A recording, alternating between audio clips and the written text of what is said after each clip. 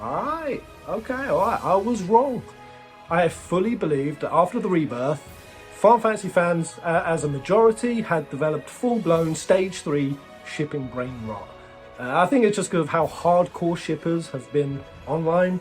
They're like the really, really vocal minority that I really started to believe that most of you out there really cared about ooey wooey, shippy, hopeless, romantic, who does the character I like get to be with, that took priority over powerful narrative storytelling. That was a secondary. That everything that happened in the narrative was just to serve, superficial ooey wooey feelings. And I am so pleased of doing this poll to realise that's not the case. Most of y'all, even if the outcome is brutal, hard to swallow, sad, difficult, kind of traumatizing, that if it's to deliver a powerful, poignant message in the game, that you are up for it.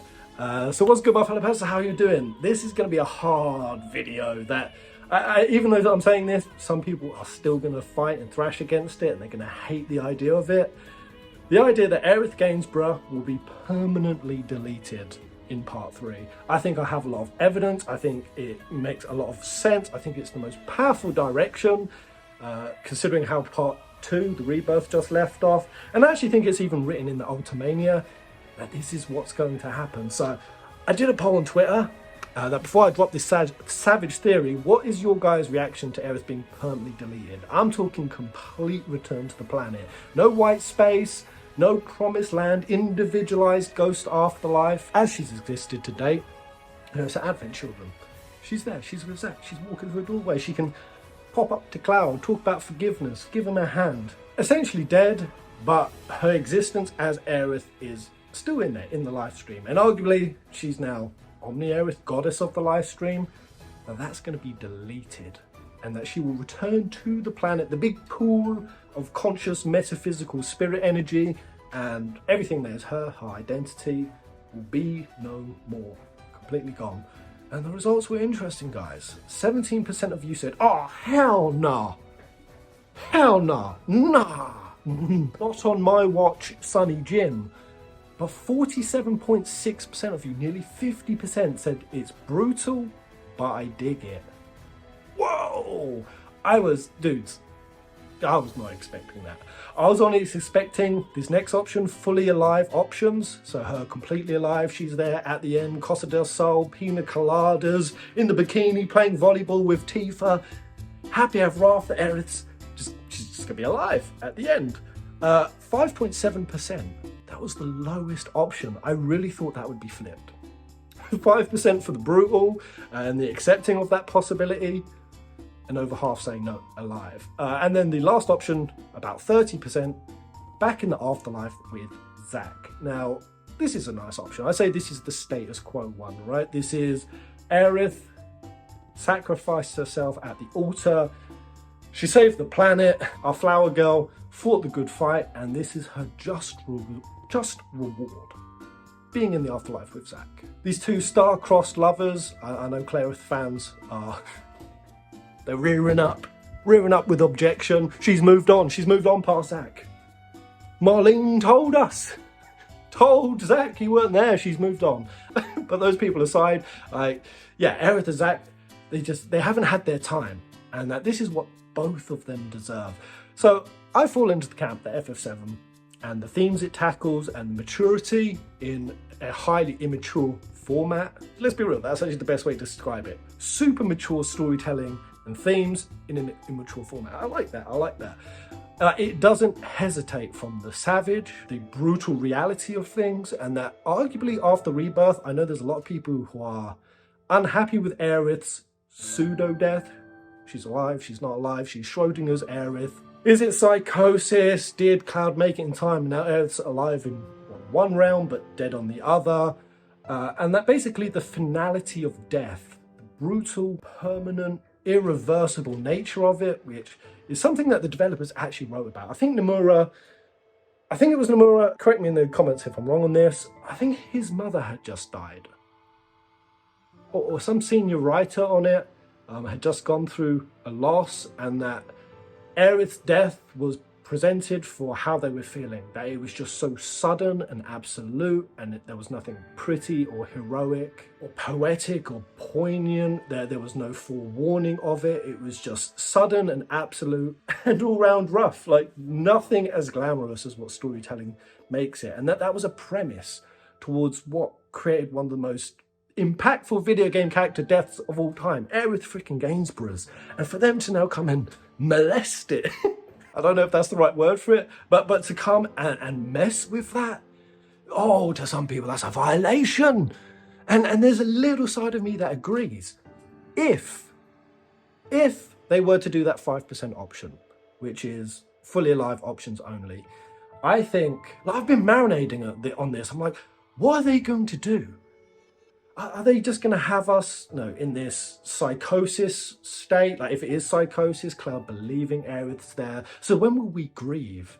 Will it be upon the discovery that Cloud's making up? I think Bree riffed one of these ideas that, the voice lines that Cloud blurred out, which is something we saw in Rebirth. He was talking, but his brain was blipping out. Apparently the voice actor for Cloud said he did record those lines. And Bree's idea is, we're going to actually go back and see the real scene. All the brutal savagery that Cloud was cutting out to cope is actually going to be played to us. So essentially we'll see Aerith's death for what it really was. And while that definitely could happen, I feel like, it's not going to be impactful the next time around. Like, just kind of having the memory of it cleared up and then shown to us, is that going to be really powerful and profound, which is something the developers have said that they plan to do for part 3. Whenever that bad boy comes, that is going to be super powerful, super impactful. I can't remember the exact lines, but they basically think that it's going to, or they're hoping it's going to surpass even OG. And that's got me thinking, I'm like, well, what could they do with Aerith's death? And then it hit me like a light bulb. She's going to be permanently deleted. Yeah, let's go straight in the deep end. So I think we can all agree, like I said, it was crazy that this was once just a pie in the sky theory in my head, that like goddess Aerith was really a thing. Now Omni Aerith is being spoken about very commonly, very typically. I think now everyone recognises, oh yeah, she does ascend to that level of power in the live stream, where she's essentially the new persona, the new female mother archetype, with the different personas similar to, say, Minerva. Minerva was all about righteous brutality, and Aerith is more about compassion and empathy, and that this is a fundamental Lifestream alter ego, I guess you could say. The deity, the presiding personality is going through a fundamental shift, and that a lot of the souls on the planet are starting to move to Aerith's side for that.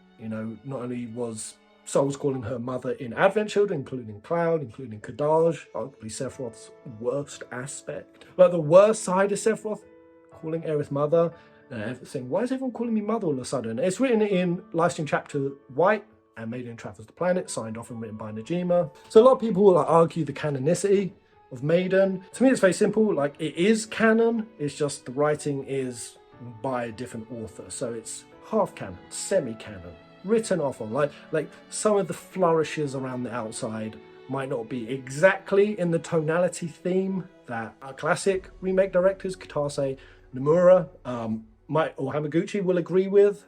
And so there could be some departure. But I think all of this source material, including these ultimanias, does everything to substantiate this idea that Aerith is going to let go of control as goddess of the live stream and hand it back to humanity. Very similar to 16, I suppose. There's loads of Final Fantasies that does this, that free will is a very big theme, and that all the while there are presiding deities, beings, or even mechanisms, plot devices, world mechanics that are under any kind of control, that it violates free will in a way. And we've seen this with even the concept of fate, the harbinger of fate, utilizing whispers to keep things on a certain rail, that there's a problem there. There's like a fundamental corrupted flaw, no matter how pretty or good the intention even, but there's an issue there. And we saw that obviously with Genesis meeting Minerva in Crisis Core. Like, he expected to be meeting the big mummy goddess with all of her wonderful gifts for humanity, and what we saw is she was a brutal bitch. She just yeeted him in the live stream. We had to fight him with Zack. And so Minerva showed to us that even the good side, the planet side, because arguably Minerva is a Cetra, isn't as good as we think. There is no inherent good or evil. And we're seeing that gap close now with Sephiroth. We're seeing young Sephiroth, Sephiroth with empathy, the one who wanted to be a hero. We're seeing it from that lens, and also from the G Tribe lens. You know, that's been introduced in the Rebirth. So, oh yeah, the Lifestream is kind of dark, kind of fucked up, and even showing the Cetra, how some of the Cetra warred with each other, warred with humans, fell to corruption, fell to greed. Like, they weren't just the spiritually enlightened good guys, that there's nuance, deep nuance to this. And I've spoken about and absolutely felt this theme, this gap close happening for the longest of times now. You know, I've said that everything that Sephiroth can do, Aerith can, funnily enough, do. I think even the Rebirth, that's why they start sharing the same lines, even things about Homecoming, the fact that they both can make remnants. And I believe, go check my theory if you haven't, that Aerith did make remnants, and that we had like 3 fundamentally different Aeriths. I think there's 4 in total, 3 of her remnant aspects and the presiding goddess Aerith, but also just in the parallels that we see in how they work with memories, with dreams, how they either assist souls or use them to bring about a certain desired outcome. The parallels that we see between Black Whispers and White Whispers. It's like, oh, White Whispers just all good people, and Black Whispers were just naughty, nasty, evil people. No, it's just somebody who had a very strong and powerful ego that had karmic baggage, leftover baggage, be that regrets, fear, things that they have left to do, even just like deep-rooted innocent trauma. You know, the ghosts in the train graveyard, the children there, you know, they're kind of staying about in this individualized space. Now we know that the Eligor was there kind of corrupting that, and yeah, you know, the Black Whispers are definitely something also corrupted, proliferated, exacerbated by Sephiroth, you know, sowing suffering into the planet. But I don't think that's the case. I think there's a strong argument to say that Black Whispers are just people who fundamentally want the same thing as Sephiroth, which is not to just be merged back with the planet. Some people going to death really accepting and willing, and they find beauty, like Aerith does and has spoken about. Like, she finds beauty in impermanence. And we've seen all of these lines throughout Rebirth. You know, I don't believe anything lasts forever. Life is short, we need to make the most of it. The way she even questions Sephiroth, who has directly said he wants eternity. Aerith is like, why? Why do you want eternity? To her, it makes no sense. To her, passing on and returning to the planet is something that she's at peace with. It's a beautiful thing. She doesn't fear existential annihilation of the ego. And that's arguably where that fear comes about. And this is where, like, Buddhism and especially Yogacara, something Najim has been researching heavily, and he said to us directly, these 2 things mixed with Jungian psychology, these are the keys to explaining what the ending of this trilogy is going to be. And one of the things with Buddhism, just like a lot of spiritual core practices, is overcoming and transcending the ego, the identification with the ego. When a person believes that they are the character, the persona, the superficial transient aspects that you could call personality, belief system, just the identifications that they acquired in life. When somebody fully believes that is who they are, what they are, then they cling to that, and the idea of that disappearing at death to them is annihilation. And that's why a lot of people go kicking and thrashing into death, and arguably it's one of the core fears of man. And that's why we've created the concept of heaven or the afterlife, a reincarnation, rebirth, that will be reborn into other lives, and some semblance of us will remain. Now, I will just quickly say, it has no real relevance, I was massively atheist, and I was hugely in the camp of thinking, oh, that's full-blown copium. That's, you're too scared to deal with brutal and realistic reality that after death there is nothing.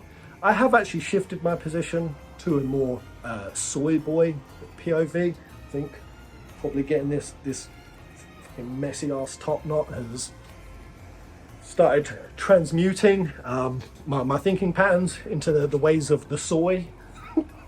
But point being, I find this a deeply fascinating topic and a powerful one for any person to consider in their lives, to like really reflect on. And it would be so poignant to me if FF7 at the end of this delivers this kind of thought, this type of Buddhist, Yogacharic, even Jungian, death, and reconciling of the child self with the true self. I could think of no better way than for Aerith to permanently delete herself. Why do I think it will happen? Well, I mean, let's start with the idea that the process is already happening. So if we can all agree that Aerith has been goddess of the Lifestream, the question there really is, how long has she been it? You know, we know that the compilation of the universe went up to beyond Advent Children. But the last thing we really saw was Advent Children. And we know that she was essentially becoming goddess of the Lifestream at that point, and she was in the afterlife with Zag. But we don't know where the remake has been reopened. When did Sephiroth in the timeline? I mean, arguably it could be 500 years in the future. Sephiroth could have been around now. Maybe not, because, you know, Nanaki did run up and he saw the planet return to nature. Like, if Sephiroth and Genova had been in the Lifestream there, like, the timeline gets really trippy when you consider how long has Sephiroth been around to get these great cosmological views, you know, to start thinking about not just taking over the Lifestream and becoming, you know, a god controlling the souls, but eternity itself, the big macro freaking picture. And you see that in Sephiroth's persona. Well, how long has Aerith been the goddess of the Lifestream? How long has she been in this afterlife space? Now, of course, her coming back in as an avatar of goddess Aerith, or a remnant, she's obviously limited to knowing any of this, just like Zack being in it now is also limited. And maybe that's the thing, I don't need to think about time too crazily, because obviously on this level, time does not flow linear. Time is just something that the Lifestream dictates, that kind of goes away once you sort of break those boundaries. Now, like Biggs and Zack said, they're like, what's going on? My concept of time is fucked. But they cannot conceptualize time, so maybe neither can Sephiroth, maybe neither can really Aerith. Basically, it may not be that relevant, which actually adds weight as to why Aerith, after this is done, after her duty here is done, may finally be ready to pass on, go back to the planet. I'm going to start with describing just even the premise of death from Aerith's POV in Lifestream Chapter 1. And you know, you think of how important this is when it's counterposed with Sephiroth's fear, why he avoids death, why he thinks the planet is a shit's head. Now, all those who are bound to her will return to her. The planet will just, you know, break down everything that you are and just use it as a fuel source. He sees it in that exceptionally cynical and sinister kind of way, and that a lot of humans share the same perspective as him. Hence why he has so many Black Whispers on his side. So Aerith says, the woman who was an ancient, which explained how she was able to maintain her individuality within the Lifestream, if she so wished, she could become a part of the planet at any time. But the woman thought it was too early for that just yet. Just yet. War. Just yet really implies eventually she will. And we know from the other Cetra that have stayed around in the Lifestream that the bulk of them have moved on. Ifauna has even moved on. But you know, the spirits that we see in the temple, like the ones that stayed around so long that they even forgot how to speak, Aerith is flabbergasted that some of them have chosen to stay around that long. And Maiden Who Travels the Planet goes on to say, she didn't know that she would become this way. Talk about being individualized. As the last surviving Cetra, she had the role of maintaining the great Earth's richness during her life's journey. Aerith talked to the planet, talked to the consciousness that were part of the Lifestream. She was told that death was not the demise of life. Most humans thought death meant that they would become nothing, having their consciousness engulfed by darkness, never waking again, and nothingness that can't be comprehended. That's how Sephiroth sees it. They thought death meant to be totally annihilated, and that's why humans feared death. They were afraid of losing their existence, even if they themselves realized that they were a race with a short lifespan. There were many that wanted to avoid it. Again, more than just Sephiroth, Black Whispers as well. Even if those had reached an old age after fulfilling life. Aerith, however, knew that death didn't mean to be annihilated. She even knew about the world that a Cetra would reach in the end once they had fulfilled their mission on the planet, the Promised Land. This is interesting. The way this is described, and it says it in a few places, and I was talking to Brie earlier, like, what is the Promised Land? Obviously, we've gone through many iterations of having that contemplated in the game. Shinra think it's like an actual physical hidden space on the map somewhere that they'll go to and they'll slurp lots of Mako juices from. The gift of the goddess that Genesis is seeking, his answer comes back to, the gift is the Lifestream. But then within the Lifestream, this kind of implies that the promised land that is reserved for Cetra is itself individualization. That's honestly where I'm landing. Bree said, well, Aerith could be wrong on that. No, it's not like she's all-knowing at this point, that she's freshly dissolving into the Lifestream. But I think that is the implication, that the Promised Land is essentially an afterlife, and that it was exclusively reserved to the Cetra. We kind of know this to be the case. No one else human has organically remained individualized, other than Sephiroth, other than him, who you could say with the help of Genova, as well as essentially Horcruxing himself, he cast off loads of parts of his soul, the parts that were most inconvenient, if you will, or just his strongest parts remained, which was his will, his malevolence, his Sauron-esque desire to dominate all life, basically. The good parts of Sephiroth he had to cut away just to force an individualized situation. What we know is with Zack, Avalanche, and some other people who I'll get onto in a minute, it's only because Aerith gives it to them. And that's why, for the purposes of this theory, and just what I've kind of concluded, the Promised Land is itself individualization. So keep that in mind. Her heart was at peace. Even though the humans, who had lost their power to speak to the planet long ago, when the humans converted from Cetra to human, they said she had died an unnatural death. She had no regrets, such as wishing she was still alive or because she avoided her mission. So that's curious. It's like, along with losing the ability to speak to the planet, it seems that humans also lost the capacity to consider that returning to the planet is a beautiful thing. And the existential terror has crept in the vacuum of not having an intimate communication with the planet. And that makes sense. And these are such core structural integral things to consider about when what Aerith death means and why she might delete herself at the end. But she understood returning to the planet depending on how she was separated from the whole. Even when water droplets fall into a river, they blend in and can't be seen anymore. No matter how used to things she was, she thought it was odd how her soul could still remain unique in this vast sea of conscious energy. All around her, she heard whispers of how if you didn't retain a strong ego, you would soon no longer know which consciousness belonged to you. Oh, now this is a very powerful singular line, because not only do we hear this term whispers used here, it's also used in 3 other places in this Ultimania, because this was written years before the remake. We think that whispers is a new concept, the plot ghosts, the things that are an anathema to a lot of people. Well, not only is this term whispers used to describe Aerith listening to these other souls in the Lifestream, we also know that Reeve Tuetzi and Dirge Cerberus also gets a semblance of souls wailing and moving, and basically like the wind. I think that's how Reeve sees it, or describes it.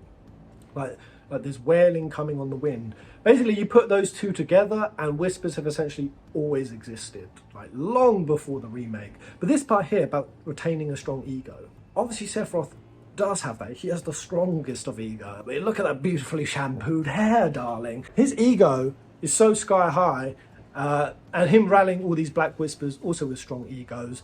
But what's different is I still kind of see the black whispers, though Sephiroth has taken control of them and he can utilize and throw them at the crew, he can open doorways with them. It doesn't seem like they've merged with him in quite as harmonious a way. Though I could be wrong on this, because Glenn Lodbrok, we did just see in Rebirth, Glenn Lodbrok phasing into Sephiroth. And now we're okay, so is Sephiroth just using the guise of Glenn Lodbrok, or is Glenn Lodbrok's soul in there? He just essentially merged into Sephiroth. Now this is a cool thing to consider, because I remember watching a very metaphysical spiritual video called The Law of One, and it describes souls that no longer start seeing separation between one another, or see no purpose for there being separation, individualization from one another, that they merge together. And I think The Law of One describes it as a social memory construct. This is a really woo-woo video. It's kind of out there, but they're saying that they were getting this information from the entity Ra. Yes, Ra from like the Egyptian days. And when they asked Ra, what are you? Ra is like, I'm not any singular being or soul. I'm a collective of souls that have come together. One soul serves another. They form such a bond. They merge. Those two souls serve more. They bond. And that they eventually become something far more powerful than just what the original soul was. I think something like this could be happening. I think that when we talk about Aerith in her true form is way more than just Aerith, the singular soul, or Aerith upgraded to goddess level. I think it's Aerith plus all the souls that she merged with over her course of being in the Lifestream. And actually that's not even speculation. It actually says in Maiden that souls, when she goes and help them, dedicate their essence to her. They become a part with her. They join with her. And, you know, so Jesse, Biggs, Dean and Wedge and Zach, all of these people are essentially part of the social memory construct that is Aerith. And you could honestly actually maybe even call these the yellow flowers. Aerith, I have this idea in my head that, you know, imagine they're like a big Discord or Facebook group and they've like called themselves the yellow flowers, and that they're allies of the planet, agents of the planet, who have the fixed goal to try to beat Sephiroth, and that in a weird way it's all one entity that's come together. You know, all the souls that rallied to stop the meteor, they're all the same souls. They're now just fighting on a different plane of existence and for different reasons, purpose, but all come from the same source. I don't know if what I'm saying makes sense. Let's keep going. So this is Aerith, quote, "It makes sense. There's meaning to all this. There must be some reason why I haven't merged with the Lifestream yet, and why I'm still here as the way I am. Like how I'm the only one in the world that could summon Holy from the planet. There might still be something left that I have to do." Just when that thought crossed her mind, she felt a little commotion from the planet. It wasn't from individual consciousnesses, but the planet as a whole, as if to confirm what she was thinking. Even that kind of describes, you know, a difference between individual consciousness and, you know, a more collective sense. And, you know, you could say, besides just like social memory constructs within it, the entirety is like an amalgamation of all the soul's will. It's like, it's a soul democracy down there, kind of. I don't know. It wasn't until Sephiroth and Genova started running for office and then everything got fucked. But yeah, the planet confirms that Aerith still has something left to do. And it says, I see, I wonder what it is. It says, it's okay. There are still people I don't want to be separated from, but I can't sleep yet. Until that time comes, I'll wander around for a while. I'll spend my time here in the planet, in our promised land. In our promised land. Boom! So Aerith is directly telling us in this that eventually she will move on. She just has one thing left to do. And what happens on part 3 after we've inevitably beaten Genova, after Sephiroth is, I mean, either permanently yeeted. My position with Sephiroth is, for the most powerful ending, I don't want him to just be permanently deleted. I want Sephiroth to be ideologically reconciled. Now, I've got some ideas as to how Square Enix could do this, whether that's making him leader of the world of chaos, whether it's making him essentially a one-winged angel, biblical sort of Satan figure that is actually there to purify corrupted souls, and essentially acting as a filter, and in a weird way actually be given a higher purpose and duty to the planet. That sounds crazy, I know, and most of you are like, well, no, he deserves death. He tried to kill everyone on the planet, but I'll talk about that another time. The last part Aerith says is, oh, the Lifestream must be a Cetra too. This is very curious. Just like me. My mother died and she was also a Cetra, but that was 15 years ago. In that time, maybe I'll disappear and become one with the planet too. Oh, and I just saw the line of what the directors are saying they want the ending of part 3 to be. We would like to bring you a moving and impressive ending, which will answer all the mysteries in Rebirth and exceed the original game. So moving and impressive. This would be moving, guys. This will be moving. So what we have a lot there to substantiate that Aerith is only here temporarily, that once she's beaten Genova and reconciled Sephiroth, that she will too return to the planet. She has that in her mind. She knows that that's what her mum did 15 years maybe within that time, I too will return to the planet, and that this intermediary individualized space is what she's calling in our promised land. Now it's curious she says our promised land. Why is she describing it as our at this point? Is it because, yeah, I mean, we know she meets Zach down there. We know she meets Jesse, Biggs, Widge and Dean. She meets a lot of souls down there. And like I said, they all merge with her. And I think, so just get in, because this video is already going to be too long, and there's going to be a part 2 with an even juicier Yogacara 8 stages of consciousness, how Sephiroth is actually trying to get to stage 8, Aerith is at stage 7, Tifa has just gone from stage 5 to 6 and is experiencing mental defilement because of it, and Cloud has for a long time been at 6, but he's on the cusp of 7. All of it's going to explain like some juicy roadmap for what could come in part 3. That will be the next video, a part 2 after this. But going into full speculation land with what I think Square Enix could do with all of that is, yeah, like I said, I think Aerith has only become intermediary, goddess of the Lifestream, not because she chose to, not because she wanted it, because she craves power or desires even. That makes it very clear she doesn't even necessarily desire being in an afterlife space, being in the white space, having this ooey wooey happy ever after with Zach. Does any of that sound like that's her choosing? It's very clear to me not. And that this promised land, aka being individualized after death, is exactly what Sephiroth has been wanting. He feared death so badly, and he had so much karmic baggage, unresolved trauma, life regrets, loneliness, all of the friendship or motherly love that he was denied, that arguably all Sephiroth has ever wanted before he was turned into a crazy megalomaniac, like god complex lunatic by Genova, is he just wanted that, a promised land, like all the Black Souls want. Because yeah, forever may not be all that it's chalked up to be. That's why Aerith is so confused by it. Like, why would you want this? Humans want it because they fear what the other option is. And the only way you can teach a soul organically through their own choice, and this is what the planet doesn't have in place right now, is to give them the opportunity to continue after death, because they could be snatched from life, they could be murdered in cold blood, they could have been torn out of the world before they were ready, before they felt like they'd done anything. I mean, that was exactly what Wedge is, and even Biggs is. And when Biggs is talking to Zach, and he's saying that he doesn't just want to be an NPC, he wants to feel like he's done something, his life means something. It can be a very sincere, even wanting to serve something bigger than yourself as to a reason why you don't want to return to the planet. And at this point in time, no one has ever been allowed to stay in the intermediary space.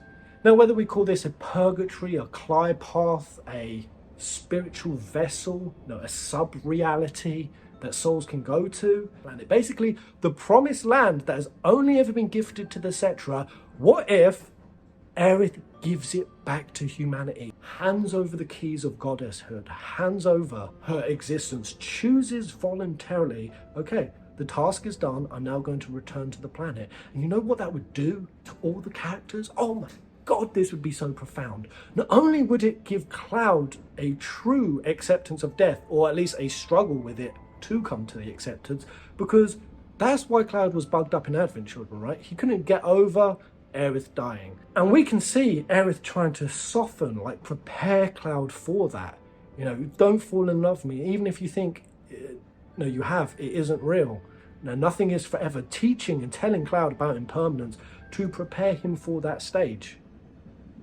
Now, I would argue, by Cloud smiles, he's not even fully accepting death. When you've got a ghost version of someone coming in, having a chat with you, giving a hand, teaming up with your best mate and walking through a white doorway, yeah, that's pretty easy to go. Like Cloud smiles was a beautiful breakthrough in his character arc, but Aerith actually returning back to the planet would actually be Cloud having to deal with what death really is. And I think it'd be so beautiful, because I know there would be so many players, even as I say this, who are hating the option. They're like, no, that's horrible. It doesn't feel like that's justice. That's not deserved. Aerith deserves to be with Zack in an afterlife. Well, that's not how beautiful death actually is to us. And I think it would give us, the players, like that impact of dealing with that. It would also, in a weird way, make us like Sephiroth. For anyone who would kick and thrash and be angry or pissed off or disappointed that Aerith voluntarily annihilates her existence, they would, in a crazy way, be adopting the same POV, the same ethos, the same emotional resonance, arguably as Sephiroth. It would actually make the players who kick and scream about the idea of this, in a weird, crazy, funny, ironic way, a black whisper themselves. It's cool if I end this, like, ways that I think that they could do this. So, I don't know, like I said, I think Sephiroth being reconciled would be super powerful.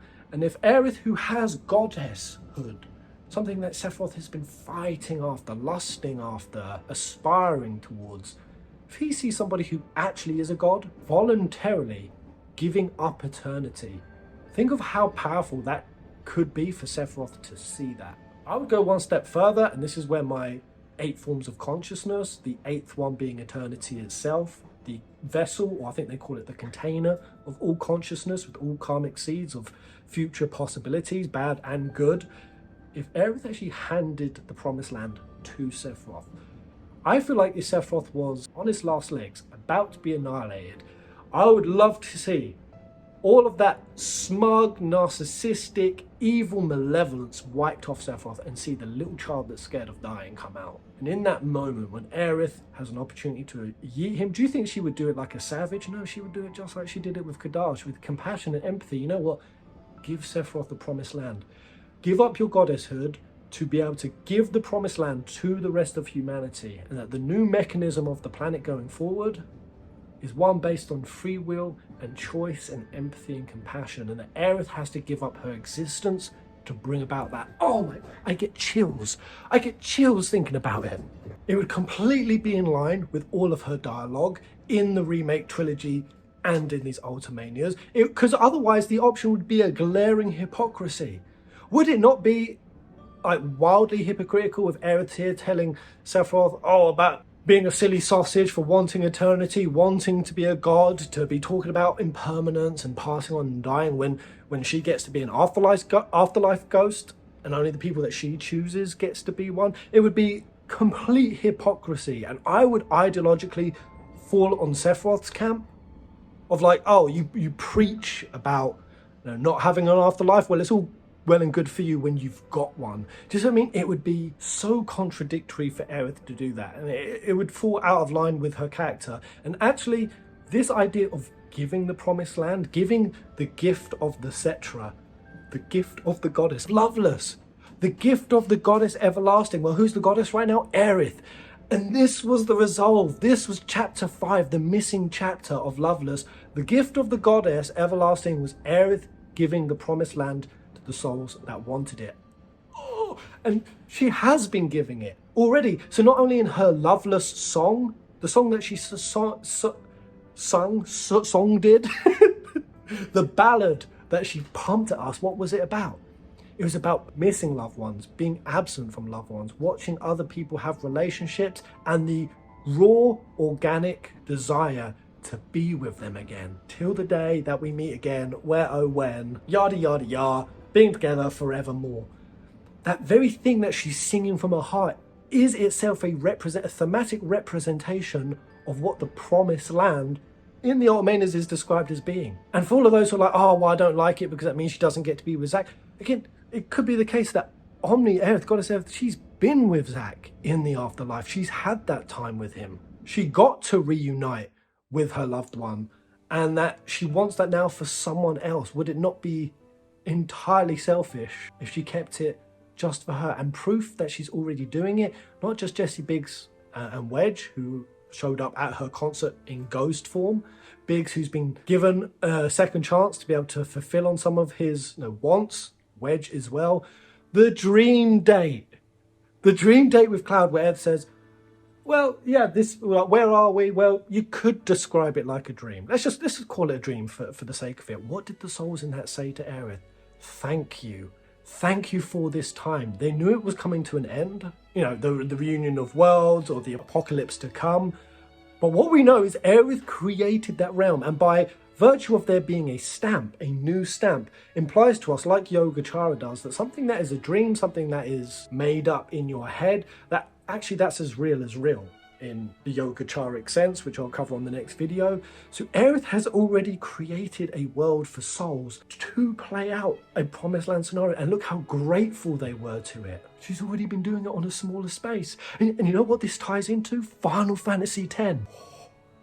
So much does it. Not only did we have all the little Easter eggs that then started getting more and more obvious, less and less subtle, the Rebirth just shattered the boundary of it completely. Not only did we have, Aerith controlling Lifestream, almost identical to how Yuna does. Aerith was dancing just like Yuna was. She helped dissolve those children in the graveyard into little fractals that ching, ching, ching, just like the fireflies do when Yuna sends someone. You now have Zack here in this parallel to Tidus's existence, where it's like temporary, it's like a dream state. By this scenario, Aerith is no different to the Faith. No different in Final Fantasy X. What were the Faith? They dreamed a dream reality, a sub-reality, dream Zanarkand. For what purpose? For the souls to be safe there. The souls of Tidus and all the other Zanarkand citizens, unknowing and obviously ignorant of the true nature of their reality, they remained there after death as souls, not moving on, getting to play out the scenarios that they needed to, the ones left over from their lives, getting to fulfill on their desires. Arguably, for Tidus, that was becoming a star blitzball player.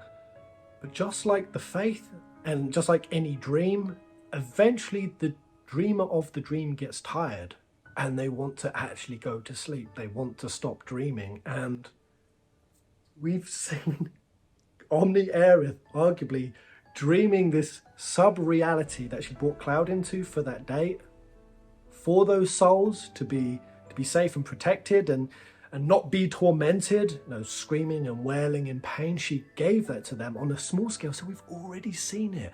But what happens when Aerith wants to rest? That's why I think, for all of those purposes, Aerith will voluntarily self-delete, annihilate her existence at the end of it, and I think in the process of doing so, makes such a powerful, engaging, like they said here, moving and impressive ending. Those are my thoughts, those are my feelings. Let me know what you think in the comment section below. Do you really think this could happen? Would you want it? Are there other formats when you use your imagination where it could go about this? I think it'll be in a super inspiring way. It's not going to be dark and on the side of suicide. What we know for Square Enix is suicide for them in their video games right now is an absolute no-no. They won't touch it, they won't go near it. There's been a number of times where that's a clear line in the sand for them. So I don't think it's Aerith's going to commit suicide. That's different to handing over the keys of the Promised Land to the metaphysical souls and passing on, turning to the planet and affording everyone else arguably what her and Zack got to experience. I bloody love it. And hit the like button if you did as well. Hit it even if you didn't. Just hit all the buttons, every button that you see down there. Type something in the comment section. Make me algorithmically relevant again, though that's almost impossible at this point. Thank you so much for watching, guys. I'll see you on the next video. Kubo!